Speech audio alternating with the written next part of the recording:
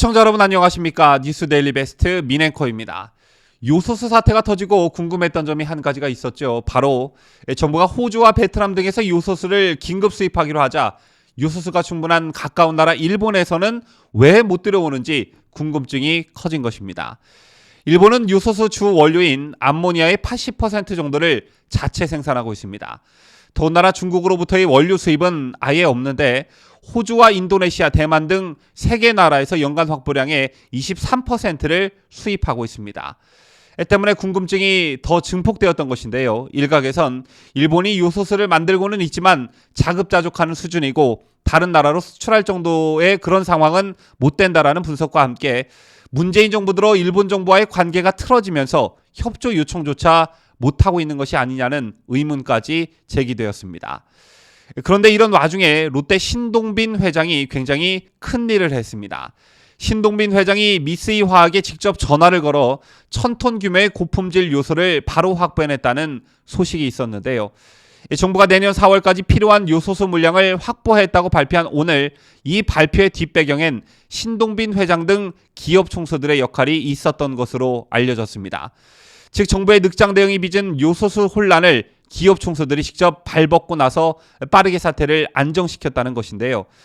국내 요소수 생산 절반을 맡은 롯데정밀화학 등 계열사를 보유한 신동빈 롯데그룹 회장은 글로벌 네트워크를 모두 가동해 요소수를 확보한 것으로 알려졌고요.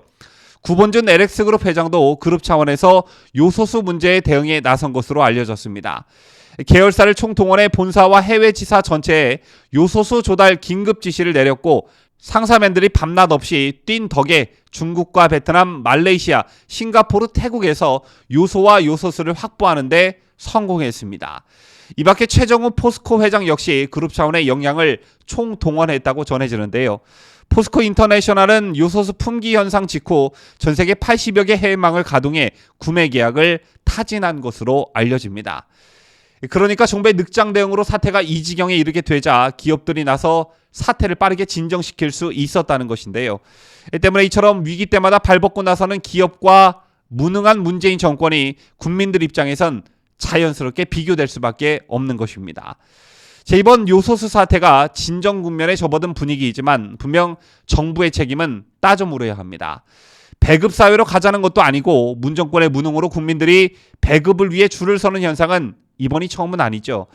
지난해 코로나 사태 발생 직후 마스크를 사기 위해 약국과 슈퍼마켓 앞에 수백 미터 긴 줄이 형성됐고 올여름엔 전 국민이 백신 선착순 예약을 위해 컴퓨터 앞에서 밤을 새야 했습니다. 그러더니 이번엔 요소수를 사려고 주유소 앞에 다시 긴 줄이 이어지고 만 것인데요.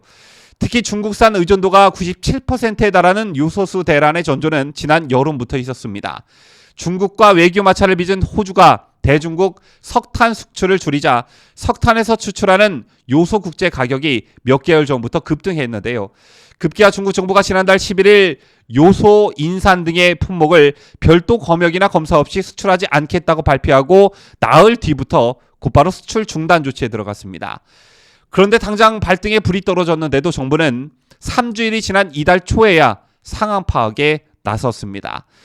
요소수 사태의 조짐이 시작됐을 때부터 선제적으로 대처를 했다면 국민들이 노심초사하면서 고생한 일도 없었을 겁니다. 더군다나 2년 전 일본이 반도체 소재 등의 수출 규제에 나섰을 때는 죽창가까지 외치며 강경 대응에 나섰던 정부가 유독 중국에 대해서는 입 다물고 선처만 기다리고 있는 실정이니 국민들이 분통이 터질 만도 하죠. 정부가 나서면 일이 개판이 되고 기업이 나서면 신속하게 일이 해결되는 이런 반복적인 현상. 차라리 정부에 내는 세금을 기업에 내고 싶은 심정입니다. 지금까지 저는 자유대한민국을 수호하는 뉴스 데일리 베스트 민앵커였습니다.